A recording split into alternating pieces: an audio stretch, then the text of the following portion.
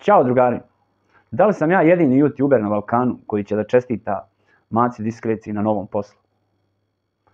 Ako niste znali, Maca je dobila novi posao, postala je voditeljka na televiziji. I Maca je to svojim trudom, radom i zalaganjem postigla. Nije niko tek tako dao posao. Jer su se tu morale sve okolnosti poklopiti, ali ne želim o tome. Želim da čestitam Maci. Ne znam kome još treba da čestitam od njenih kolega na novoj koleginici. Jer ja sam ovdje malo ljut na svoje pratioce. Kada ja pitam ko još radi na toj televiziji, oni me pitaju gdje je Alex. Mislim, riješit ću to. Ovako, čestitam novu koleginicu Dušici. Čestitam novu koleginicu onoj Dakić. Čestitam novu koleginicu Dejanu. Čestitam, ne znam ko još radi. U stvari neću njima, ne moram ni njima ni da čestitam.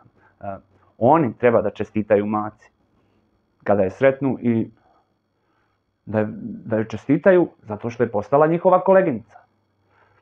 Ja sam ponosan što prvi čestitam. Nadam se da će i ostali.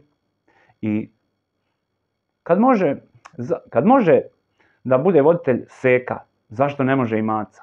Kad može da bude voditelj Ceca, zašto ne može i Maca? Pa i Maca ima isto pravo na rad kao i svi. Bilo kako bilo. Želim da čestitam Maci na novom poslu, njenim kolegama novu koleginicu i oni kad je sretnu da joj čestitaju. I šta da kažem drugo osim čestitam Maco, uspjela si i mnogo sreće na novom poslu. A kolege i oni treba da čestitaju. Nadam se da ste uživali u ovom videu. Pozdrav!